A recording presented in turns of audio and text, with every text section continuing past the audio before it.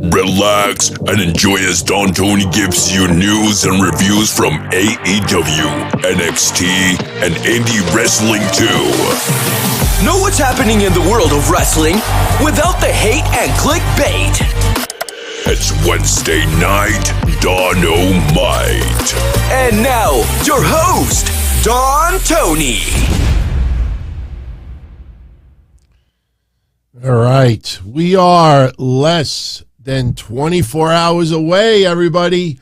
24 hours. 8:05 p.m. Thursday night. It is going down. Yours truly, JD from New York. It is going to be a blast. Can't wait. We have a plethora of topics to get into. Podcast Forbidden Door 3.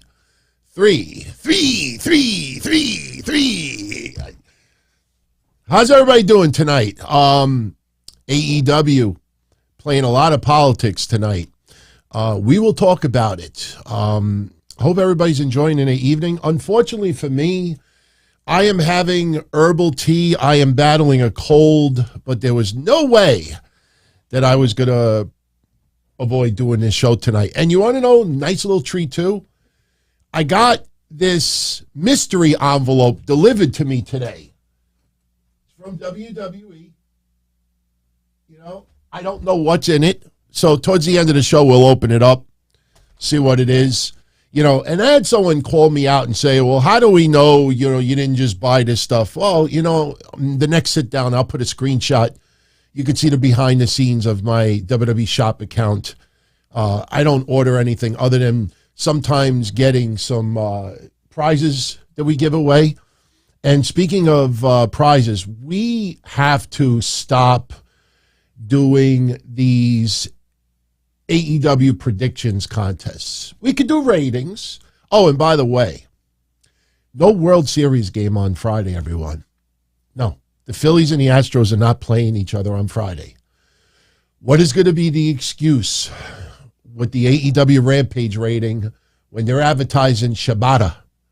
They're advertising Mike Tyson. They're advertising a few other surprises as well. What's going to be the excuse if the rating sucks on Friday? You know, I realized something tonight. And look, I'm a fan of Shibata. If you don't know his backstory, you obviously didn't tune into my Forbidden Door episode, but if you look it up, I mean, people are emotionally invested in the guy.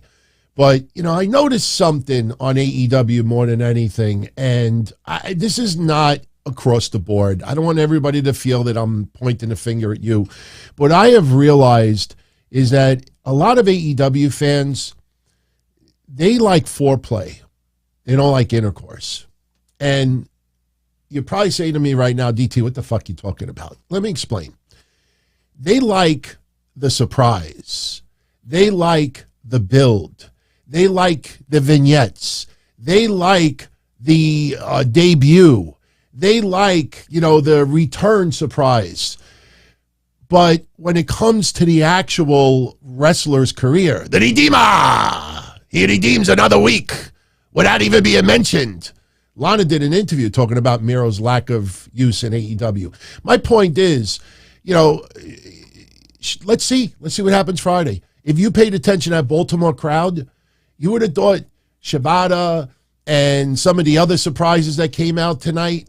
Cole Carter, I feel bad for. I feel bad for Cole Carter. The funny thing is, if he was a New Japan wrestler, yes, if he was a Japanese wrestler, and he just looked like somebody that seemed important, but you didn't know exactly who he is, I think you still would have heard, holy shit, holy shit. Listen to that eruption sometimes when people debut. Like, people are more hyped about the debut. They're more hyped about the vignette. The House of Black. I'm fucking ecstatic that it seems like the House of Black are going to be reborn. They are going to be returning. It looks like Malachi Black may, in fact, be coming back. And that is fucking great. I love it. Malachi Black is awesome. But look at how he's been used in AEW.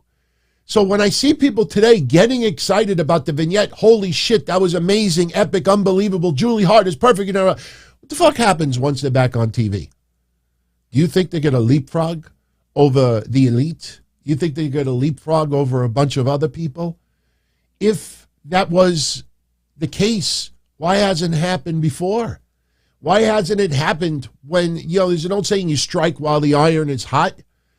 So people are more excited about, the build. But once they're there, like there's always excuses being made for futility, in my opinion.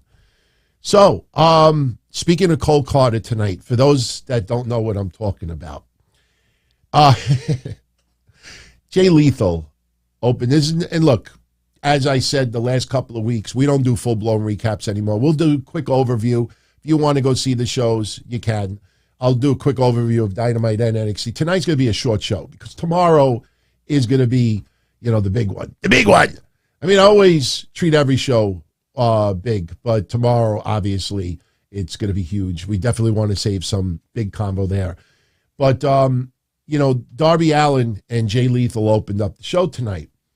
And if you remember last week, I talked about how Darby's promo sounded like it was outdated, and Sanjay Dutt is like trying to like change the topic, because you felt out of place. Well, they decided to have a Sting appearance tonight. And the funny thing is, if you watch when we first saw the Sting with the bat, and then they showed him from the side, you saw his face a little bit. The commentators were acting like it was Sting. Why did you do that? Until the cameras got a really good look. What the fuck is that? Talking about buying shit on Wish. AEW. The fucking Darby Allin promo was recorded like 2-3 weeks ago. You can't go on Amazon and buy an actual Sting replica mask? You can't go on eBay? This is what you buy? Guys, gals, I have those Sting masks for sale. They're right here. I kid you not. That's the actual mask that they used. I'll sell it to you right now, $24.99. How the fuck you do that? So as soon as the camera got a good look, I mean, the announcers, the commentators were probably looking at like, the fuck is this? So they had to say, that's not Sting. Look at his build. Look at his height. Look at this. It wasn't Sting. But the best part was it was revealed to be Colt Carter. Hey, isn't that funny, everyone? Last week we were joking about how Colt Carter was being pushed on TV for those 2 weeks like something amazing. And then he disappeared, and look now, 1 week later.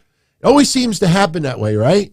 We talk about someone and we really get into it for maybe 2-3 weeks ago in a row, and then they show up. But when I said I felt bad for Colt Carter, that crowd did not react. When he unmasked, people looked, and you could tell people like, who the fuck is this? Who the fuck is this? And, the commentators, like we're supposed to know. It's Colt Carter. Yeah, well, we probably should know by now for regular AEW fans, but the crowd did not react at all. But the best part of it all is Sting music hit after the Colt Carter reveal. So now we think the real Sting is coming out. No, he didn't come out. Instead, someone else did. Could it be possible they're trying to woo someone into coming into AEW? Would Tony Khan dare go that route? Because we think of Ric Flair's retirement match. Well, I got to shave for tomorrow. Definitely get a shave for tomorrow. You had Ric Flair's retirement match. Who was involved? Andrade. We also had Jay Lethal. So now we have Jay Lethal involved with Darby Allin. We have, in the feud. Now we have Jay Lethal, Sanjay Dutt, Satnam Singh, and Colt Carter. Colt Carter's with them? Why? I have no fucking idea. But another person came out tonight, and that was none other than J-A-R-R-E-T-T. It's J-E-F-F-J-A-R-R-E-T-T, Jeff Jarrett. He came out. He cut a promo. He smashed the guitar over Darby Allin's head. And it appears that Jeff Jarrett is sending a message to the AEW roster. He's sending a message to the AEW roster. I don't know how to feel about that. He came out, he had his team, and this is another thing. With all due respect, I know I'm nitpicking. Why does AEW have Jeff Jarrett's TNA music on cue? Think about that for a minute. He comes out. You just got a lesson, Darby, from the last Outlaw. He declares war on AEW. Where is this going? I mean, are we going to find out now that Colt Carter is like a second nephew to Dixie Carter? Is that where this is going? We know Sunjay and Jay Lethal have some TNA history. Are we now going to have some type of TNA storyline with this? I don't know about you, but I got to be honest with you. I kind of liked this fucking sign tonight. Front row and center, more AEW, less Ring of Honor, please. Yes. And I know some people out there will be like, well, as long as it's the same wrestlers, what do you care if it's a Ring of... It's not the point. It's not the point. You know, shit is supposed to be done, you know, for the betterment of the company, to entertain us, to push wrestlers, give opportunities. Now it's getting more and more clear of what we've always said, that this is basically their playground. This is their playground for people to play in. And the more expensive contracts, you know, I told you, it's like a spoiled kid that has 50 toys in his room. I have to have this toy. I have to have this toy. I need to redeem this toy. And then you play with it for a little bit, and then it collects dust. And then when your mother says to you, hey, Tony, can I throw this toy away? Can I put it in the garage? No! I'm playing with it. No! That's what it seems like. And to make matters worse, I don't want to throw shade on this guy, but, you know, we had a contest. And if you go back to last week's Dynamite, because I actually watched a couple of clips of last week's Dynamite again. And remember, I do this show live 5 minutes after the Dynamite ends. So if they change plans later on, there's nothing I can do about that. But towards the end of Dynamite last week, when they were talking about tonight's episode, and they brought up Jericho, and they said that Jericho was going to face a former Ring of Honor world champion, you know, there was mixed messages early on, but when they got to the end of Dynamite, Excalibur specifically said that he is going to face a former world champion. All over social media 1 week ago at around 10 minutes to 10, everybody was giving predictions of a former world champion. So we did a contest in the live chat, in the text area. Predict who you believe is going to be the former world champion. Well, you could see exactly what went down, everyone. It was 3 weeks ago when I told everybody here that there was never an investigation. It was trying to figure out legally how to handle this. The EVPs never left. They were working from home. They were taking a little bit of a break, waiting for everything to legally be resolved with CM Punk. And the minute everything was agreed upon with CM Punk and Tony Khan, the EVPs now are basically coming out.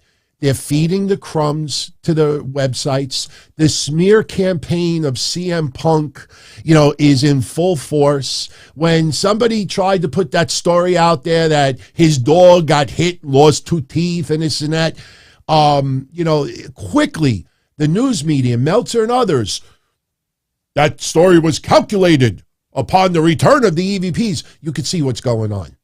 So now the EVPs are in their comfort zone. Now they don't have to worry about CM Punk saying, you know what? I'm fucking holding out. I'm fucking going to take this shit to the moon. Things got resolved.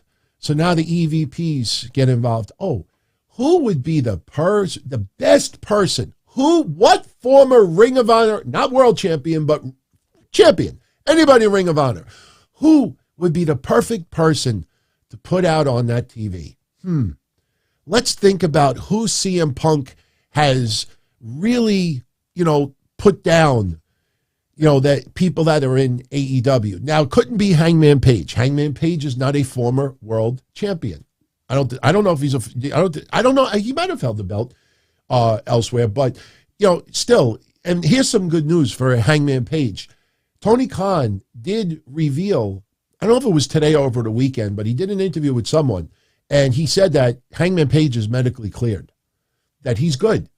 So I can't believe that people are not leading with that story today. I mean, Tony Khan is obviously not a doctor, but when he said that he is cleared, that's fucking awesome. But it's still way too soon to bring him back inside the ring. You got to take some extra. You still got to give a couple of weeks just to play safe. No symptoms now. Doctors say you're good. Fine. Take an extra couple of weeks. Make sure everything is cool in the gang. So you put Hangman Page aside. Who else is CM Punk really insulted that's a part of AEW? Gee, I wonder who I could think of. Yeah, they brought out Colt Cabana tonight. Colt Cabana is the one that faced Chris Jericho. And look, you see him on the rampway holding in the tears. He legitimately was about to break down and cry because this is the EVPs with their friend. Remember what I said. I like Colt Cabana. I'm not going to throw shade on the guy. But take note of something that I brought to your attention about a month ago, and no one out there has ever brought to the surface. When that rumor came out early in the year that Colt Cabana was moved to Ring of Honor because of CM Punk, Colt Cabana, who does 50 million podcasts out there, never once ever went on social media and said to everyone, hey, man, listen, I appreciate everybody's support. I appreciate everybody's love. But, you know, that story's not true. It's not true. You know, CM Punk does his thing. I do my thing. We both are part of AEW. We want to see AEW grow and grow bigger and better. He never did that. He let it sit there and he let it build like a giant snowball. So now this guy comes out sobbing, happy. This is redemption. This is tonight the ultimate fuck you to CM Punk. Hey, Punk, you don't get the last laugh. We get the fucking last laugh. It doesn't matter that Colt Cabana has not been used much at all in AEW for over 3 years. But tonight, he gets a Ring of Honor World title match. All because of the CM Punk situation. And listen, let's be honest, that match sucked. It had a couple of moments, it was gaga, but that's something you throw on Rampage. That's something you throw on a house show.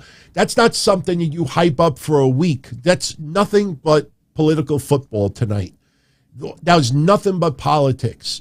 And that now, because of Punk being out of there, now we get, remember, you know, we're supposed to be better.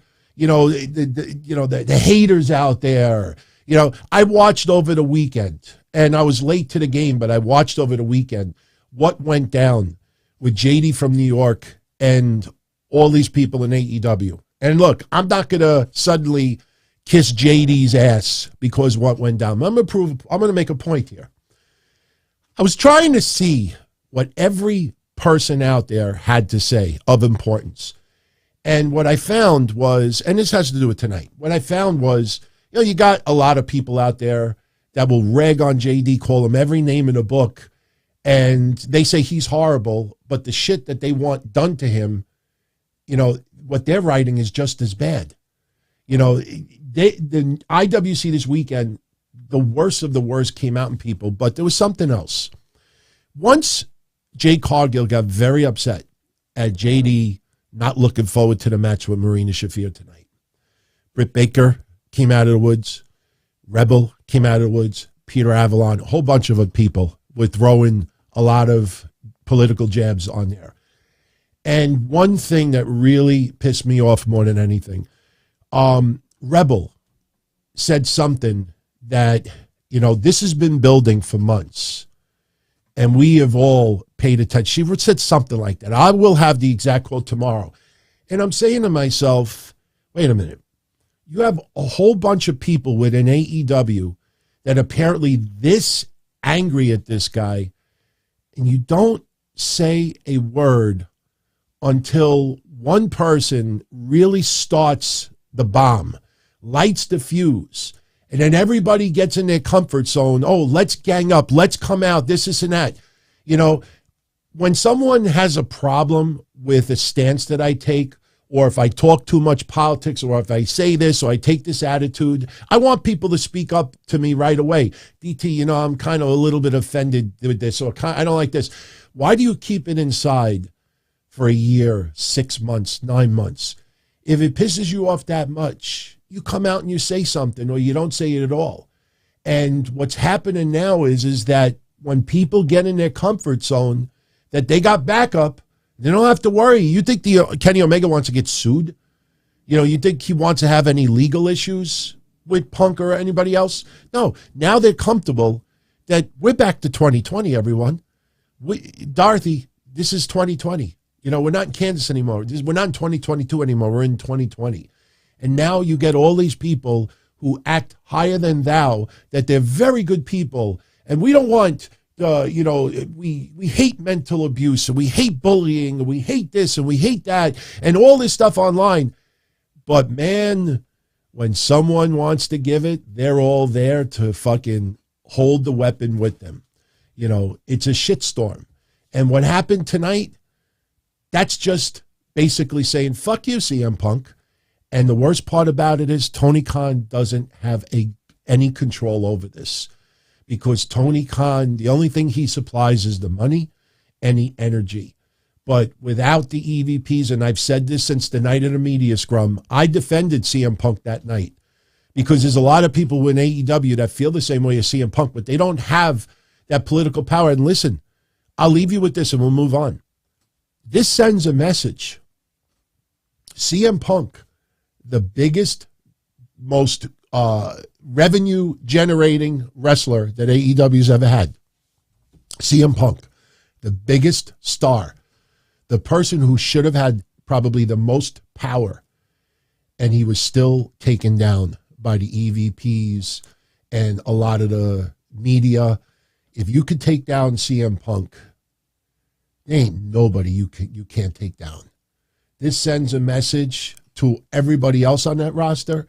This sends a message to people on the outside. Hey, if you want to come, you want to enjoy yourself, you want to make a little money, wrestle, no problem. But you don't call the shots. You don't even offer the shots. If you're not part of our clique, if you're not part of our club, if you're not part of the in crowd, if you get used, oh, good. If you don't get used, good. We control everything. And after 3 years... the new car scent is gone. After 3 years, we know what AEW is. Look, tonight, women's wrestling, we had, 90 seconds of women's wrestling in 2 hours. Everybody talks about the women's movement, this and that. Everybody talks about, giving more time and this and that. And every fucking week, you get 1 minute, 2 minutes, 3 minutes. You might get 6 once every 6 months. It's a holiday. Give women a chance. Month or day. And nobody says a fucking thing about it because people are petrified. You got to go with the program. Somebody comes out, LFG, oh my God, fire, fire, fire, fire, fire, fire, holy fucking shit, unbelievable, epic, amazing. Lee Moriarty, man, he faced Danielson, he faced Punk, he faced Moxley, that fucking guy, man, he's Lee fucking Moriarty. I don't give a shit about him. Why should I care about him? I'm a pro wrestling fan, do I really care? Why? Let me say it like this. Why should I be that emotionally invested in the guy? Can he wrestle? Yes. Is he talented? Absolutely. Does he deserve airtime? Most definitely. But AEW has done nothing for 3 years to make me want to give a shit about him. But if you go against that online, oh my God, you will be smashed down. That's why a couple of days ago I said, JD, keep doing what you're doing. Keep expressing yourself. Because JD, and again, I'm not kissing the guy's ass, but something that he does that some other people do, and it's very, very rare these days, they have a problem. They throw it right out there. They don't let it sit for 3 months, 6 months, 9 months. And then when somebody finally explodes in the form of Jade Cargill, that's when all of the other people say, oh, let me throw my punch. Let me throw my punch. This has been building for here. Yeah, this is that, this is that. And I'm going to say this tomorrow. And I had a really deep conversation with myself lately, and I'm going to throw it out there now. I went to wrestling school. I failed miserably way back in the day. I went to VPW Wrestling School for 9 months. But here's my point. I am completely fed up with every wrestler that every time you criticize something, they will throw in your face, hey, why don't you step in the ring and why don't you see what it feels like? Why don't you do it and then come back to me? How many times have you heard that thrown in people's faces that don't wrestle? And I was thinking about it in baseball the other day, and I use baseball as an example. If somebody's batting 150 on the main team, and that person's name is Martin Shafir, now batting, number 2, Martin Shafir from Bolivia, and he's batting 150. And then I find out he's in the lineup, and I'm like, for the love of God, no, please, why? All right. And then that person gets mad, or other people say, well, why don't you fucking hit in the batting cage 100 times? Why don't you fucking go up and down the road, get 3 hours of sleep, miss your family, go here, go there? How about you running miles and miles and miles? Well, guess what? If I do all of that, Martin Shafir is still batting 150. So I am fucking sick and tired of all of these people, and they think their golden, bullet is until you step in the ring, you have no right to say what you say. Bull fucking shit. Bullshit. Because any of us could go in the ring, train, get our ass kicked, and say, wow, man, I got some newfound respect for you, man. I could never do what you do. But guess what? You're still batting 150. And that's the point that people don't get. Most people out there, they don't want to go after anybody personally out there. The reason why wrestlers get so upset at this is because this is their livelihood. And if there's enough noise out there ripping someone, having no opinion at all, or just being disinterested, that may influence a promoter to say, you know what? This person is just not clicking with the fans. The fans are just not into it. We got to get rid of this person. That's why they're upset. It's not about, who are you? You've never been in my shoes. You don't do what I do. Who the fuck are you? No, that's not what it is. It's that if enough people say the same thing, that person's livelihood may get taken away. But the funny thing is, they have no problem if someone gets embarrassed in their real job or, their real profession. They don't care about embarrassing other people. Every time somebody with a blue check mark has a problem with Avis Rent-A-Car, JetBlue, Outback Steakhouse, I asked you for well done and it's pink. Why is my steak pink? How many times have you looked on social media and you want to just say to the person, man, you can't fucking handle this privately? You got to embarrass the people publicly because you want to get a whole bunch of people to gang up on them so they treat you extra special? How many times do you see that? But you can't open your mouth, because if you open your mouth and that person dare responds back to you, you're going to have a whole gang mob trying to shut you down, to embarrass you. And it is getting a little bit frustrating. So, and this is for all of you out there. I like Marina Shafir. I defended her You Don't Know Me promo, and I'm not going to get into why over here. And I said, you know who was the most classiest person this weekend out of all of this? Marina Shafir. She said nothing. I gave her props. That's thick skin. But the fact is, if people criticize her work, maybe you take a step back sometimes and say, maybe that person is onto something, instead of, why don't you step in the ring? Why don't you see what it's like? Why don't you do it? Until you do what I do, you have no right to say what you say. Getting fed up of it. All right. Yeah, I wouldn't mind having Marina slap me around. All right.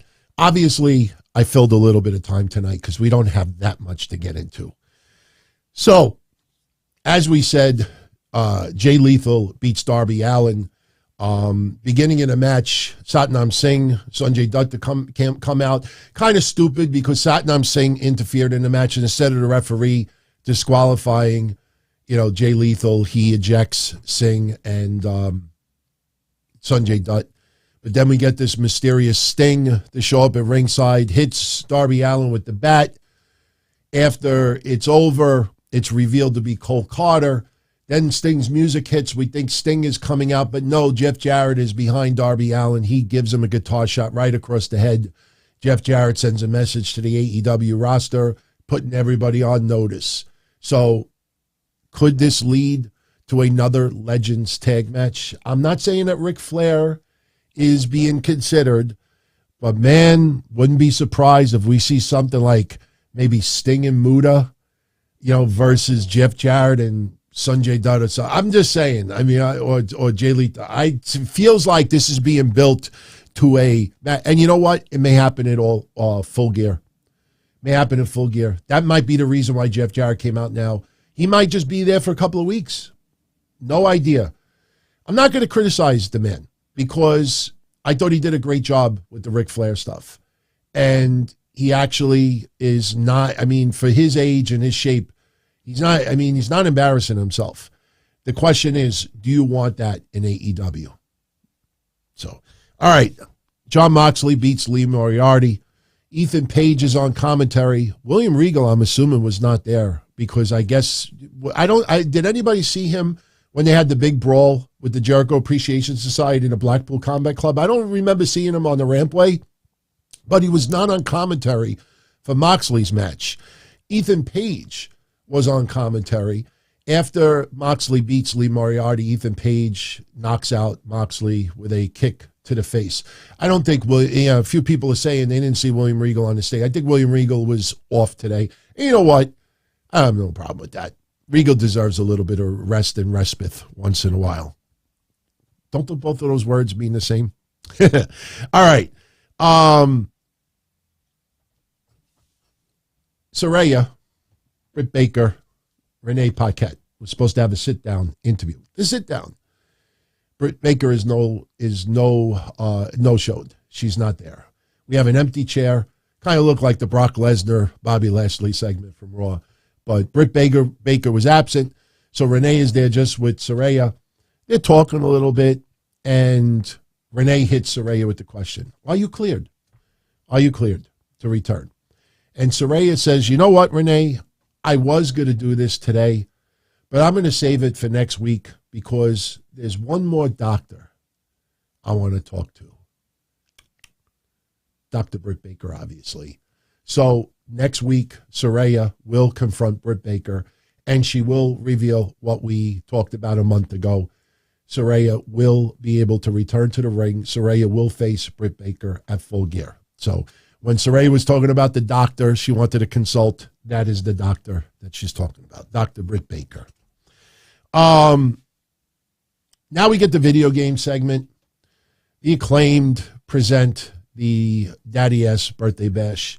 And when I say it's a video game segment, it's almost like if you're playing a video game and they do like a non-wrestling segment during it, and if whoever wrestler you select, they can be part of it.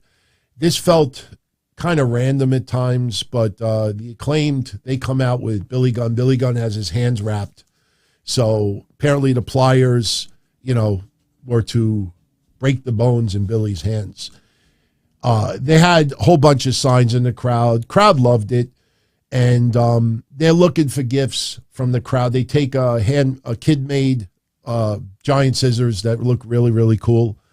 And the Acclaimed are giving Billy Gunn some gifts. So first they give him the world's greatest dad trophy, which was a nice trophy. But then it gets really goofy. They reveal a certificate of adoption. And Billy Gunn's name on there says William Daddy Ass Gunn. And all he does is he needs to sign it, and Billy Gunn could adopt the Acclaimed as his kids.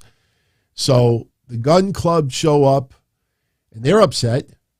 They're like, hey, how come we weren't invited? This is our real dad. Now, it was funny because Max Caster was cracking some, inside jokes, saying that, that the segment tonight was cut short, that he had some extra guests that were supposed to appear. One couldn't make it last minute. There were a couple of others that were very upset because Billy Gunn didn't go to their reunion, hinting, teasing at it like DX. But So that was kind of fun. But the Gun Club come out, and they're upset. They weren't invited to their own dad's birthday party, but they have a surprise for their dad anyway. And here comes W. Morrissey. W. Morrissey lays out Billy Gunn, the Acclaimed, and then FTR shows up to make the save. So this is all obviously to set up a match for next week, because later on in the night we had Rick Ross hanging out with Swerve Strickland, interviewed with Tony Schiavone. Keith Lee shows up, and Keith Lee's not as happy, like, Swerve, why did you do what you did last week? Who was the cameraman that stood there and witnessed the whole thing and did nothing? And Rick Ross is like, man, you shut the fuck up, have some champagne. And Swerve announces that they have a tag match next week, an 8-man tag. It's going to be the Gun Club and Swerve in Our Glory versus FTR and the Acclaimed. They're kind of teasing now that ultimately FTR is going to feud with the Acclaimed. I'll believe it when I see it. And I also would get a kick out of it if AAA or New Japan, takes the belts off of FTR beforehand. I'm sure they have some type of an agreement that they're going to keep it for a certain period of time, because everybody out there thinks that the minute FTR win those AEW tag titles, if they have 4 sets of belts, it's going to be like Hall of Fame history. The problem is, you look at AEW's record for FTR, not including 6-mans, not including singles, not including Ring of Honor or AAA matches, their record for 2022 is like 2-4. 2-4. The Usos, when people ask, why do I always put the Usos over more than FTR in 2022? The Usos, I think, just celebrated that they wrestled their 100th match in 2022. 100. And FTR under the AEW banner has wrestled, I think, 4 or 5, maybe 6, if that. I mean, come on. So, all right. Britt Baker later on has an interview with Tony Schiavone. And, she's basically more concerned with Jamie Hayter. And she's like, Jamie, find a tag team for us to face Friday. She wants to have a match on Friday. And we find out later on that Madison Rayne and Sky Blue are going to be the next victims to Britt Baker and Jamie Hayter. That'll go down on Rampage Friday. Chris Jericho comes out for his match. He gets on the mic. He doesn't care who he faces. Lamar Jackson, who I believe is the Baltimore Ravens quarterback, he was sitting front row, and Jericho even teases that he could whip his ass too. And Colt Cabana comes out. It was what it was. There was one moment that got very scary. It looked like Jericho was going to fall straight on his head. I don't know if Colt Cabana just couldn't lift him. Something was off. But Daniel Garcia, I don't have the clip here. It was strange. Nobody put it online. I don't know. It just, you could see what's happening online. I mean, it's pretty obvious. The people that have to be with the in crowd, that don't want to get on the bad side of AEW fans and groups and reporters and podcasters, because all of them are doing this to CM Punk. Now everybody is silent about it. Everybody's anti-CM Punk. And now, even more hate because they think CM Punk is going to go back to WWE. So I think people out there wouldn't dare post the Colt Cabana spot tonight with Jericho. But Jericho wins after the match. A lot of clusterfuck tonight. The main event tonight, which was Samoa Joe and Brian Cage, the clusterfuck on the rampway, the stuff with Sting. I mean, every segment, it felt like there was clusterfuck going on. Ray Phoenix, he is excited that he might become a double champion. Pac, not too thrilled about it. But we get the 3-way, and Orange Cassidy retains his title. During the match, Jack Perry shows up. He leaves with Luchasaurus. Pac is at ringside. He gives Ray Phoenix a ring hammer. Ray Phoenix wants none of it. 60 seconds later, Orange Cassidy with the orange punch. Ray Phoenix is pinned. Before we could even think about it, we get a little bit of a beatdown, and Shibata is on the rampway. And again, you listen to that crowd eruption. I can't wait to see what the rating is Friday. Let's see if the ratings reflect to the excitement tonight. Shibata shows up, best friends show up, and that's because we get more clusterfuck. And this is going to set up a match Friday. So Shibata is going to be facing Orange Cassidy on Friday for the All-Atlantic Championship. Makes the save, but he wants the All-Atlantic Championship. Okay, fine. Jade Cargill versus Marina Shafir. I know that was the match that everybody was talking about all week. Nothing really happened in this match. To summarize it, you have Nyla Rose and Vicky Guerrero on the rampway with a live mic. And to divert the attention away from Jade Cargill and Marina Shafir a little bit, Nyla is doing commentary with Vicky on the main speakers, putting down Jade Cargill, just trying to embarrass her. Nyla's bragging that she has the belt.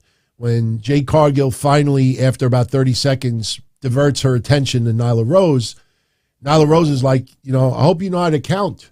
And you care about your undefeated record, because she's basically saying you're about to get counted out of the ring. So Jade Cargill runs back to the ring. Another 30 seconds later, she beats Marina Shafir. And then I think Kiera Hogan showed up. She tried to take the belt from Nyla Rose, but she was left laying. And Nyla Rose escapes again with the championship.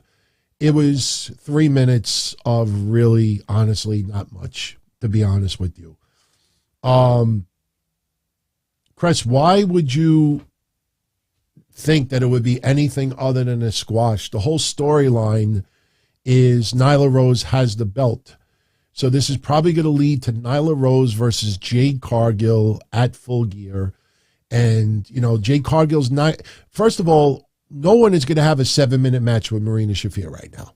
So why would Jade Cargill and Marina Shafir, to explain to me the logic of having a 5, 6, 7-minute match? What? Because they're pissed off because of JD, that suddenly they're going to pull out Bret Hart moves that we've never seen before? I personally think if nothing went down this weekend, we still would have got what we got. Maybe it would have happened a little bit earlier in the night, but we still got what we got. We get that House of Black promo that I talked about earlier. And then the main event tonight, Samoa Joe retains the Ring of Honor TV title over Brian Cage. After the match is over, the Embassy come out, more beatdowns. Wardlow gets the upper hand because Wardlow makes the save. Samoa Joe and Wardlow, excuse me. My God, I feel like shit tonight. Wardlow and Samoa Joe, they basically chase the Embassy away. And we go off the air. It was not a very good show, to be honest with you. It just, I don't know. They did show a segment early on with, they are teasing a couple of things. First of all, one match that we know is going to happen at Full Gear now, it's going to be Toni Storm versus Jamie Hayter for the interim championship. As much as everybody is into Jamie Hayter right now, it does not feel that she's going to win this championship, although I will definitely be rooting for her. But another match that they're teasing now, and it looks like it could happen, it's the Death Triangle versus the Elite. Now, I don't have the clip here, but basically what they did was, if you remember last week when I showed you, that they were trying to erase the Elite's history, they showed a moment tonight, and it was supposed to be, I guess, the Elite winning the championships, and then it's paused, and then you see somebody at the control of some media software, and they remove the Elite's footage, and instead they put the footage of the Death Triangle winning the trios titles. So it kind of gives you the teaser that maybe the Death Triangle is behind the mocking of the Elite. I don't think so, but it looks like, as we said last week, we were the first people to say that the Elite are returning at Full Gear, not sooner. And it looks like we may get the Death Triangle versus the Elite at Full Gear. So, it's obviously going to be an awesome match. Would the Elite put those titles right on themselves that quickly? Who knows? And next week we should hear the announcement of Saraya versus Britt Baker. We may end up having 3 or 4 women's matches at Full Gear. Wouldn't that be something? I'm not counting on it. I think we may get 2 at the most, but it's very possible we could have more. We'll see. All right. So on Friday for Rampage, as I said earlier, Mike Tyson will be appearing. Britt Baker and Jamie Hayter will be taking on Madison Rayne and Sky Blue. You got Shibata versus Orange Cassidy for the All-Atlantic Championship. And they're going to name more participants in the World Championship Eliminator Tournament. That's going to go down at Full Gear. So that's what we have to look for on Friday. So it's going to be interesting again with the ratings. Now, NXT, we'll get into this briefly as I close out a couple of pitches here. One thing right off the bat, everybody is on pins and needles wondering if R-Truth is okay. If anybody out there that did not see it, R-Truth was in a match against Grayson Waller. And you got to look at it closely. R-Truth, he tried to do a dive from inside the ring over the top rope onto Grayson Waller. I'm going to show you the clip. If you look at it closely, and unfortunately I don't have the slow-mo of it, when he pushes off to jump over, to leap over the top rope, if you look closely at his left leg, it looks like his knee buckled as he tried to lift off inside the ring. I'll show it to you 2 or 3 times so you can see it. If you look on your screen, watch closely. See, if you look right as he lifts, his left leg hardly gets over that top rope. I'll show you again. Just watch his left leg. You can see. One more time, look at his left leg when he pushes off. He doesn't have any lift whatsoever, and he immediately started grabbing his left knee. Now, he actually, I don't want to say walked to the back. I mean, he had the referees holding him, so there was no weight on his knee, but he refused to go out on a stretcher. He was helped to the back. Only thing I know is that he had an MRI today. We don't know the results of the MRI yet. So hopefully he just tweaked his knee. R-Truth is getting up there in age. And I know what some of you are going to say. Truth, there's no reason to do that. But, the guy, he likes to do what he does. He's having a good time, and we all love his work. But obviously, when you start getting into the latter stages of your career, you got to be really, really careful. You got to be extra careful, because an injury that you may be able to recover 10, 20 years younger, 15 years younger, you may not be able to recover this time around. So we wish R-Truth the best. The match was stopped as a result, so Grayson Waller was given the victory. Kiana James over Thea Hale, and we're going to get into the releases that, I teased at the beginning of the show. Bodhi Hayward was released from NXT. Now, before we even talk about that, they're trying to replace Bodhi Hayward with Andre Chase. I have nothing against Andre Chase, but it ain't going to work. The guy doesn't have that, beach blonde, brain dead, hanging out on the beach, almost Matt Riddle type, 2021-esque attitude. And yesterday, Andre Chase comes out, and he's waving the flag like Bodhi Hayward did, and it just looks awful. Andre Chase breaking the code of conduct by basically helping Thea Hale. He thinks he's helping her, but he's cheating a little bit, so he gets ejected. It's not going to work. Nothing against Duke Hudson, but it's not going to work. Duke Hudson, if you remember when he first came in, he was a poker player, and then unfortunately had, that personal issue outside of wrestling that seemed to kind of derail him a little bit. But Duke Hudson waving that flag and trying to be a member of Chase University, I can't see where it's going to. You cannot replace Bodhi Hayward's character. I mean, do something completely different, but I watched that yesterday and I did not like any of it at all. So, nothing against Duke Hudson, but it failed miserably in my opinion. Anyway, Kiana James pins Thea Hale. After the match is over, we get an appearance from Charlie Dempsey. He tries to attack Andre Chase. I personally think Andre Chase versus Charlie Dempsey, I don't know how that's going to come out. Charlie Dempsey is good, man. I'm a little surprised that they're only regulating him for this right now, but, we'll see what happens. Odyssey Jones makes his return to the ring, and he beats Javier Bernal.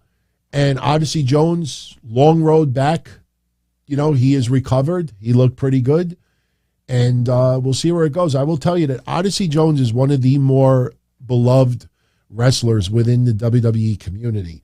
So there's a lot of people rooting for Odyssey Jones to be able to make it. So let's hope that he could stay healthy. Let's hope it was just a freak injury and, he doesn't, get the injury bug anytime soon. Indy Hartwell with a surprise win over Zoe Stark. It kind of seems like they're trying to tease Zoe Stark as a heel. Very aggressive in this match. Nikita Lyons at ringside. She is basically trying to keep Zoe Stark in check. Zoe Stark getting really almost raging at times, and Nikita Lyons is telling her, stop, calm down. She wants to almost do something with the announcer's table, and Nikita Lyons trying to reel her back in, and a little bit of distraction. Indy Hartwell gets the win. So it doesn't seem like the tag team between Nikita Lyons and Zoe Stark is going to last all that long. They're getting another tag title shot. I personally think that team may be Splitsville by next week or the week after. So once that match goes down, we may see some miscommunication, and then could we see Zoe Stark versus Nikita Lyons feud? Very possible. So, all right, Cora Jade over Valentina Feroz. Valentina is sort of heartbroken because Sangha would not go out there to watch her match. Sangha is busy with Veer Mahan, looking dapper behind the scenes, but Valentina Feroz, she's like, why can't you come out of ringside? You must do this on your own. Well, she did not do it on her own. She lost. Cora Jade threatening to attack Valentina Feroz after the match with a Singapore cane. Here comes Wendy Chu to make the save. So it looks like we are moving on from Roxanne Perez and Cora Jade to Cora Jade and Wendy Chu. Main event, Pretty Deadly retained their NXT Tag Team Championships, beating the impromptu formation of the tag team of Wes Lee and Braun Breaker.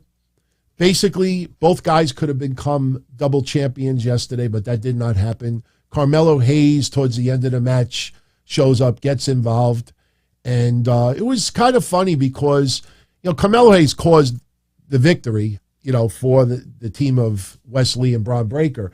After the match was over, Wes Lee is trying to beat the fuck out of Carmelo Hayes.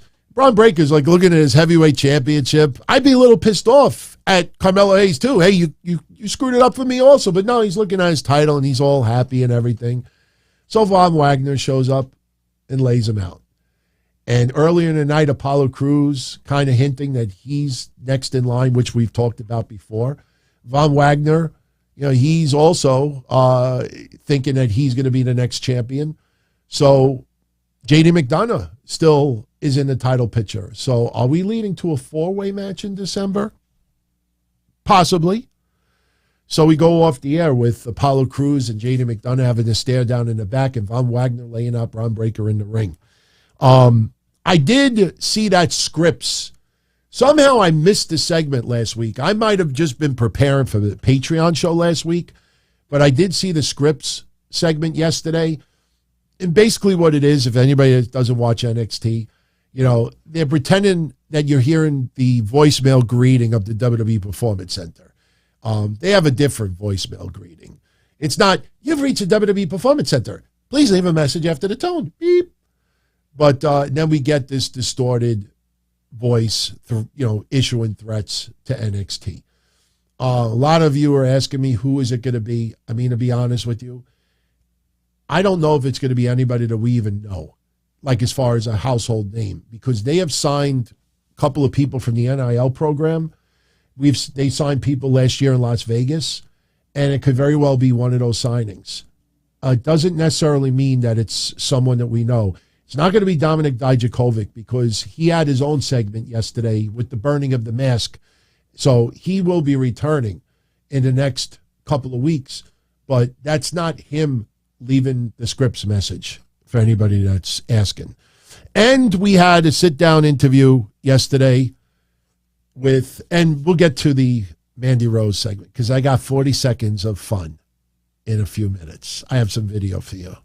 It'll be fun.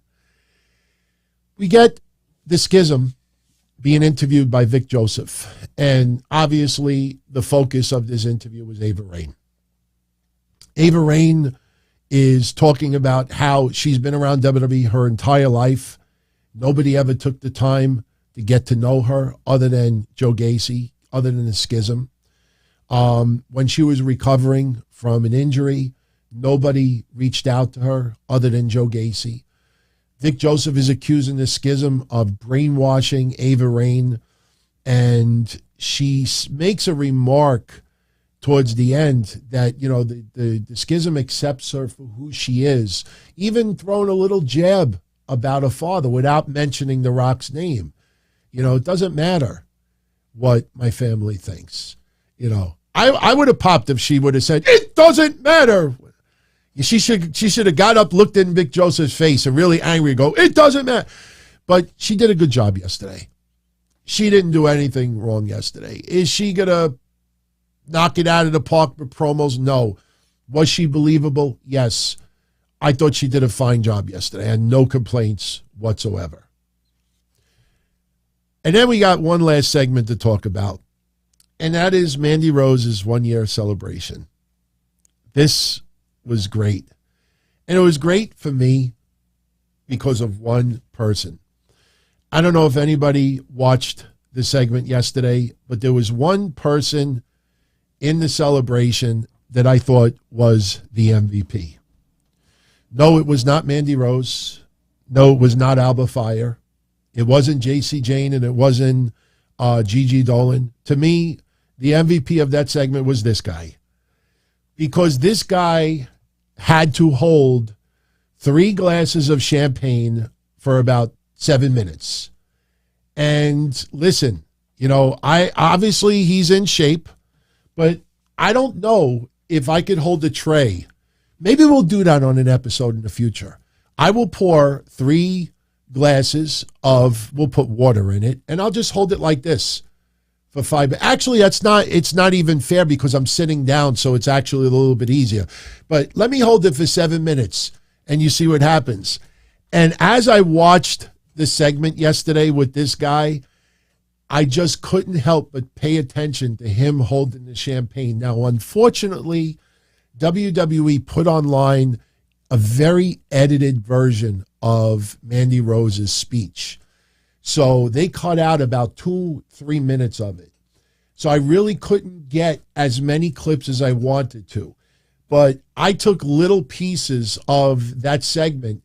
And as it goes along, if you watch closely, when the guy first comes out, oh, wait. I can't show it to you yet. When the guy first comes out and he's holding the champagne, he's just looking straight ahead. He's not looking at the girls. He's not looking at their asses. He's not looking at the crowd. He's just looking straight ahead. Just very stoic, holding the champagne. Holding the champagne like this for 7 minutes. As time goes by, I look at it closely. It almost looks like a bad Benny Hill cartoon. You ever see Benny Hill? I know it's outdated, but I watched him the other day. You ever see Benny Hill where he's holding a drink and then he sees like a girl bends down and he sees cleavage and he's like, he didn't do that much yesterday, but you could see after about 5 minutes, his arms started getting tired. And if you look at the champagne closely, you'll see it starts to shake a little bit. You'll see he's like looking down. He's like looking here. I think he actually was going to drop it. So again, I wish I could have shown more, but here's about 40 seconds of this guy yesterday holding his champagne. He was the MVP of the whole segment. Just watch him. Just watch how it ultimately gets to him being a little bit nervous. Wait a minute. Wait. Hold on a second. Did I? Oh, shit. I think I might have. Ah, damn it. Damn it. I think I put the wrong clip in the computer. Oh, man. We're going to have to save that for later this week. I just realized it. Shit. Damn it. I could go in the other room and get the clip. It'll take me literally 30 seconds. Should I do it? Should I go? Do you want to go take a break for a minute? Let's go take a break for like 1 minute. Let me can I have a promo? Wow. Can I do this in 60 seconds time? Maybe I can. Can I? All right. You know what? Yeah. I'm going to race inside. Now, I'm going to put a 60-second clip. And I'm sorry. I know it's a little unprofessional, but I really wanted to show you the clip. I put the edits, and it'll literally take me a minute to get it done. So, all right. Let's do it.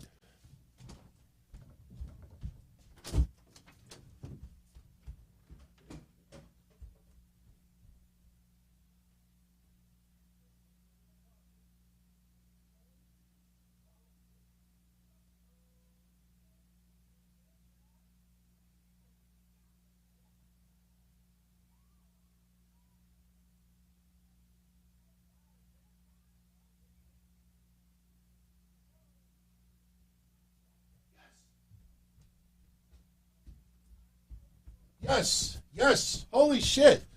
I might actually do this in record time. Holy shit. Oh, there's no music? How come there's no music?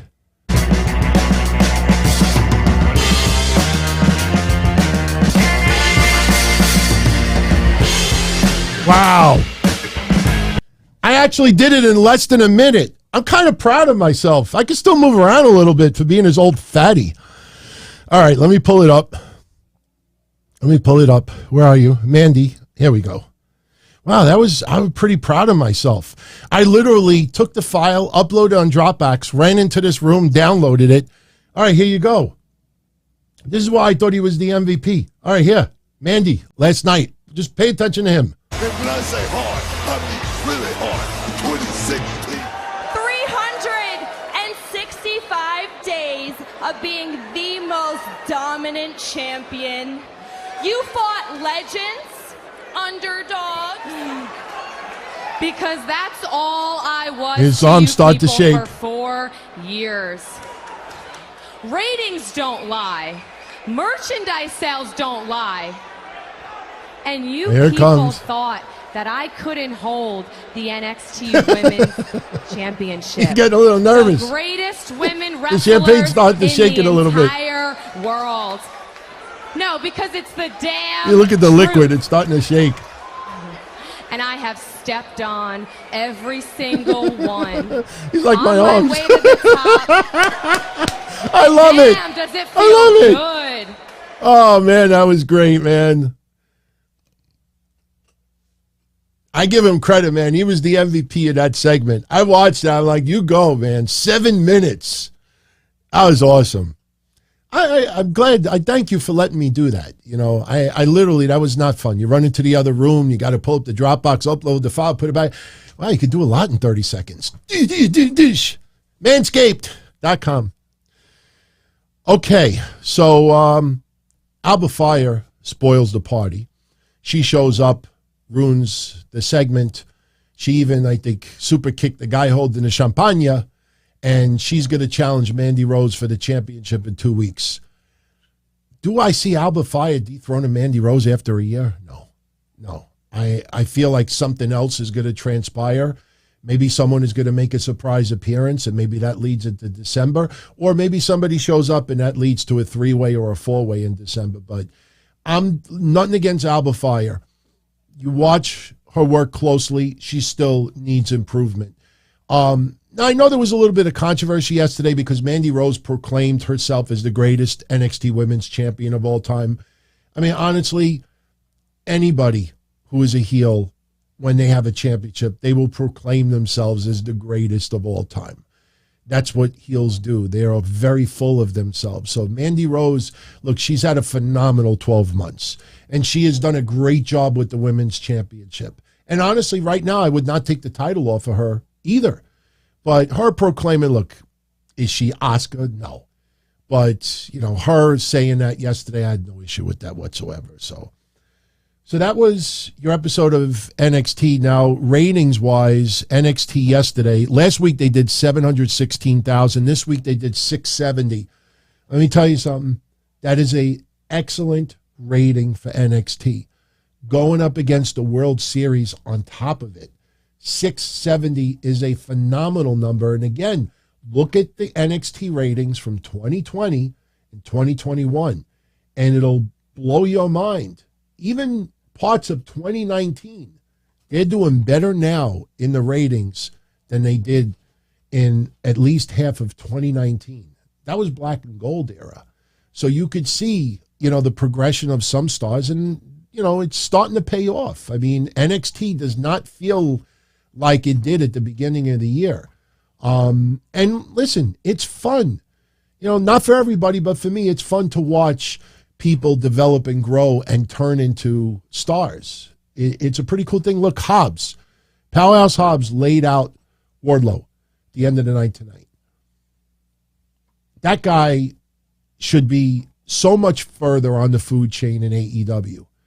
And I could picture that guy showing up on NXT and laying out Braun Breaker and being thrown right in the main event mix. Seriously, Powerhouse Hobbs he didn't come from the NIL program. He didn't come out of high school where he had no experience whatsoever. This guy, even Ricky Starks, what the fuck happened to Ricky Starks? Did he slip on his shoes and break an ankle? Nothing happened to Ricky Starks. Again, that's why, when you really start dissecting everything,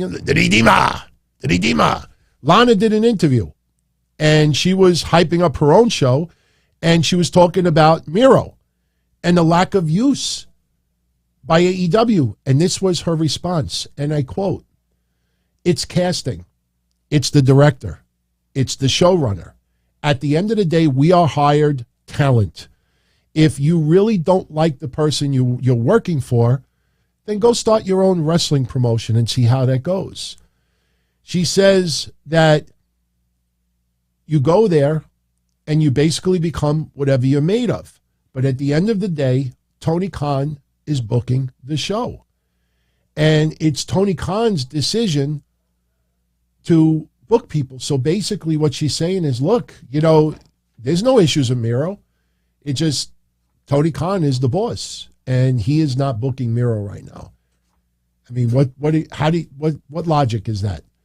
Ricky Starr, and do I feel confidence that Powerhouse Hobbs could become TNT champion? No, I don't at all.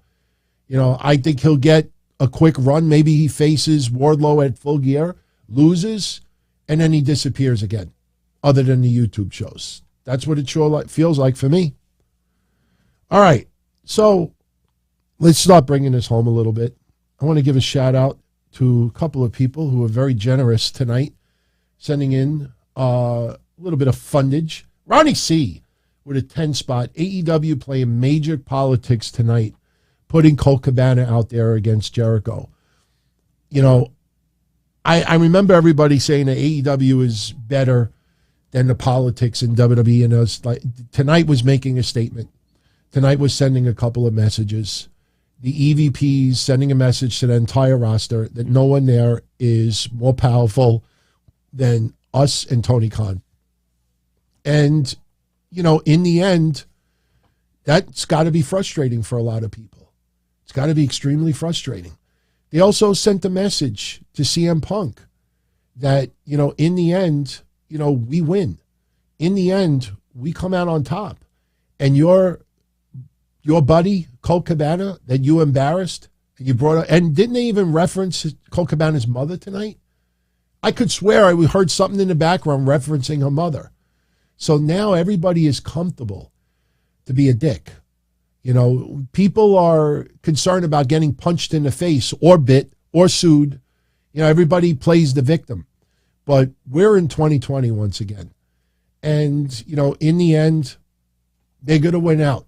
They're going to win out. So I agree. And Benjamin says they did reference Colt Cabana's mother tonight. And look, Chris Jericho, I'm sure you had a hand in it as well. I'm sure Chris Jericho may have come up with the idea like, hey, Colt Cabana was in Ring of Honor. Let me face Colt Cabana tonight.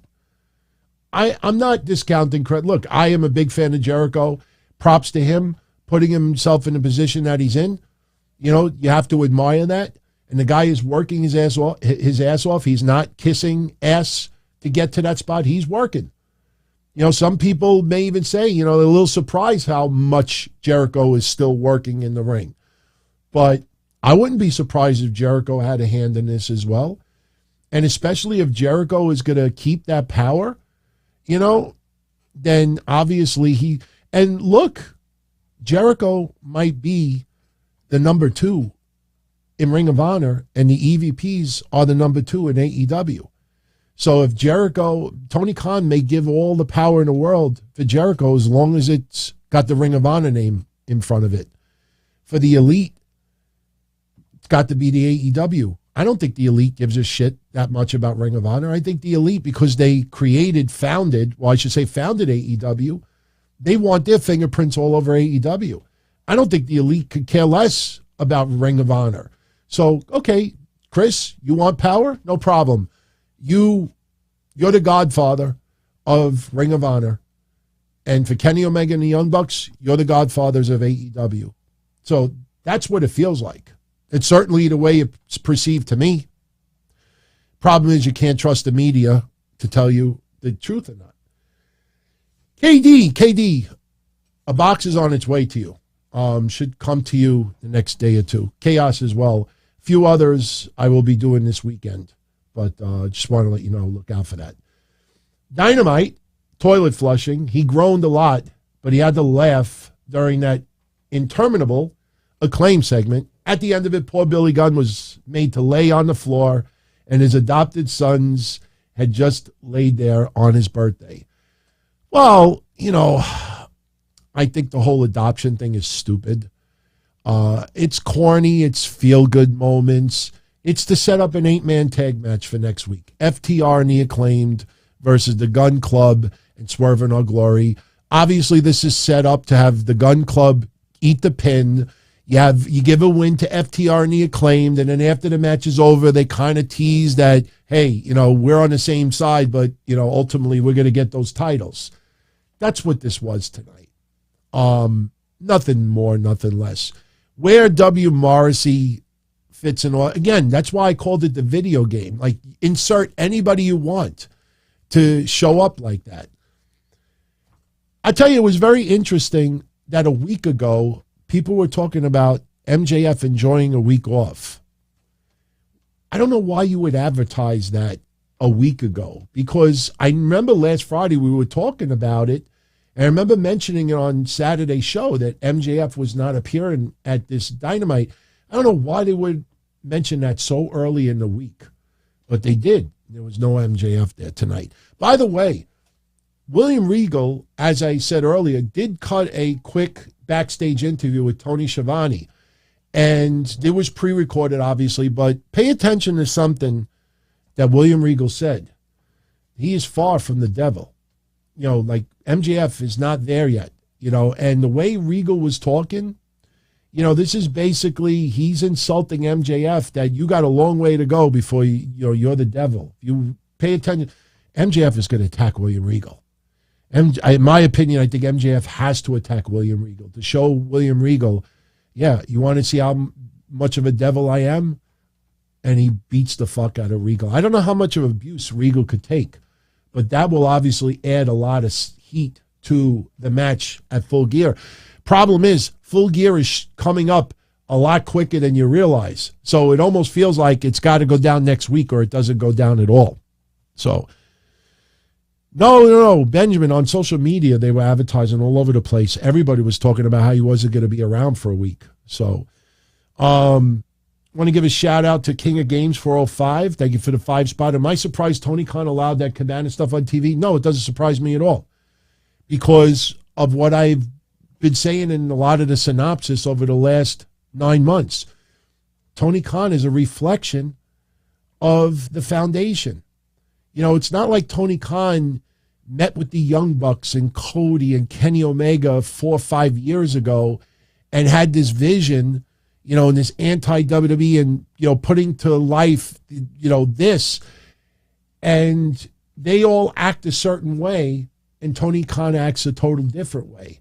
Everybody acts like Tony Khan, because he's the boss and because he's got money, that, that he would treat these situations any different. I think Tony Khan thinks very similar as the Young Bucks. I think he and Kenny Omega are very similar in their thoughts and styles. And I think Cody Rhodes is probably the only one, that, kind of after a while I was like, wait a minute, like this is not the way I play. And I think, remember when there was early reports that Cody and the Elite were not talking anymore and this and that? This foundation, it's a reflection of it. Sammy Guevara. I mean, I wrote, you could type Sammy Guevara in the search box online, and you'll see a video from a year ago, maybe even longer than that. And I said that Sammy Guevara is Tony Khan's bitch. And I didn't mean it like in a derogatory way, but Sammy Guevara is a made man with Tony Khan. Look at Sammy's wedding. Look at Tony Khan. He is one of them. He is part of the Elite. And I'm still convinced that one day down the line, Tony Khan is going to become an on-air character, maybe even be a heel, and maybe he tries to sabotage AEW. Do I think they would do that under the Ring of Honor banner? I doubt it. I don't think that would go over well at all, especially that you want AEW to prevail in the end. But that's pretty much it. So, guys, gals, we're going to bring this home because tomorrow, as I said earlier, it is going down 8:05 p.m. Eastern. Yours truly, JD from New York.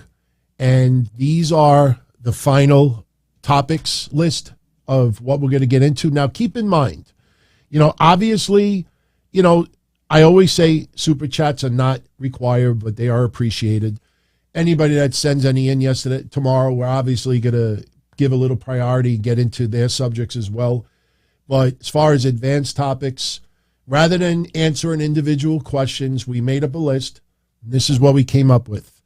We're going to talk about what went down this weekend on social media with Jade Cargill, Britt Baker, the mob and cancel culture, and JD from New York.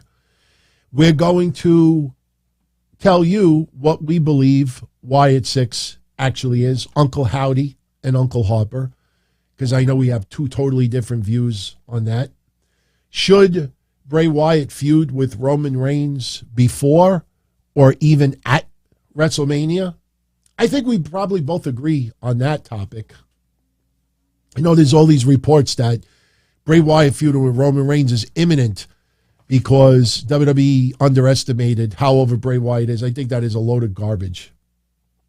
Ariel Helwani and Tony Khan, the interview. Was Ariel Helwani right with his frustration, or did Tony Khan, was he right standing ground? I know for a fact I take Ariel Helwani's side completely. JD takes Tony Khan's side. Tony Khan, respected leader or man-child?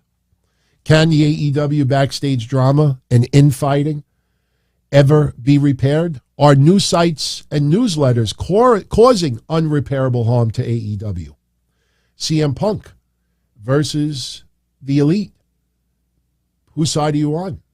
Should CM Punk and the WWE negotiate a return? JD and I are going to talk about some of the hirings that Triple H has made from the WWE releases, and we're going to talk. How do we feel how Hit Row has been used so far? Karrion Kross, Io Sky, Dakota Kai. We're going to talk about a whole bunch. Braun Strowman. MJF, January 1st, 2024. Will he be a part of WWE or AEW? We will discuss Dominic Mysterio, Marina Shafir, Ava Rain, Omos, Braun Strowman, and others, because we definitely have some differences of opinion there. Was WWE shifting NXT from the black and gold to developmental the right move? We're going to talk about WWE trimming back some of their 2023 premium live event / pay-per-view schedule and removing some of the gimmick events. And also, we're going to give some ideas how AEW Dynamite could get to 1.5 million viewers. And if we feel that they can't, then we will say that as well. So that is going down in less than 24 hours. And if you're watching this episode right here after Thursday, November 3rd, when I go like this, you will see a link pop up if you want to go check it out. So, everyone, I'm going to get a good night's sleep tonight. I'm going to drink the rest of this orange tea and get a good night's sleep and rest up, because tomorrow night is going to be a really, really fun show. I'm looking forward to it. And it's going to be a longer show as well.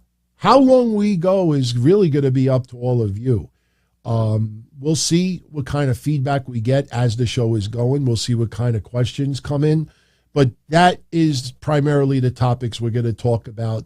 And then whatever you all want added to it, we will definitely get into it. So, yeah, I hope you can join us. It's going to be a very interesting episode. Funny thing is, I had somebody, who I trust in the wrestling world, ask me, like, I hope you're, like, really preparing for this.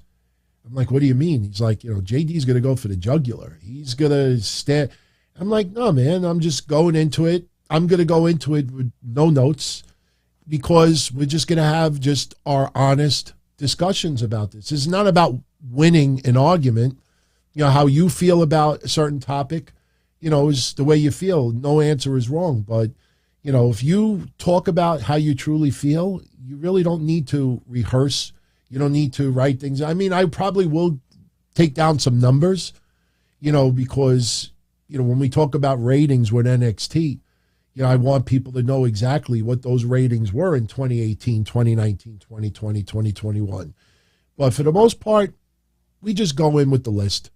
Same way we went in with Jason and Joe Cronin. And I think both of those episodes were spectacular. I still get feedback to this day on both episodes.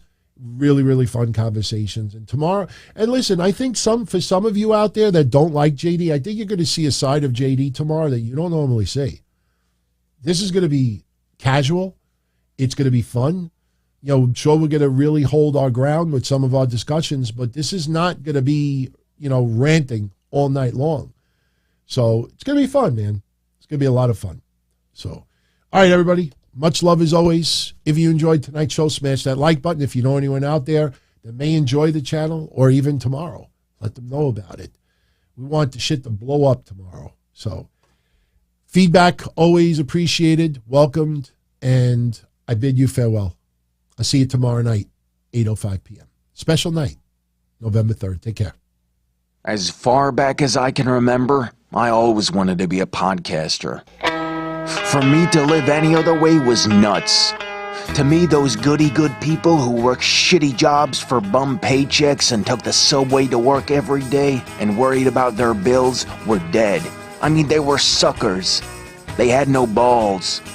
If I wanted something, I just took it. I ran everything. I paid the bills. I paid the host. I even paid the masked maniac. Everybody had their hands out. Everything was for the taking. We always called each other good fellas. You would always hear from somebody. You're gonna like Don Tony. He's all right. He's a good fella. He's one of us. But if you're part of my crew, nobody ever tells you they're gonna get rid of you. It doesn't happen that way. There weren't any arguments or curses like in the movies. See, your haters come with smiles. They come as your friends, the people who've claimed they care the most for your life. And now that's all over. And that's the best part. Today everything is different. There's lots of action. I don't have to wait around for everything like everyone else. Oh, I didn't get the vaccine? Fuck you, vaccine me. Oh, your delivery guy has COVID? Fuck you, feed me. Right after I moved here, I ordered egg noodles and ketchup, and I got spaghetti with meat sauce. I'm no longer an average nobody, while they get to live the rest of their lives like a bunch of schnooks.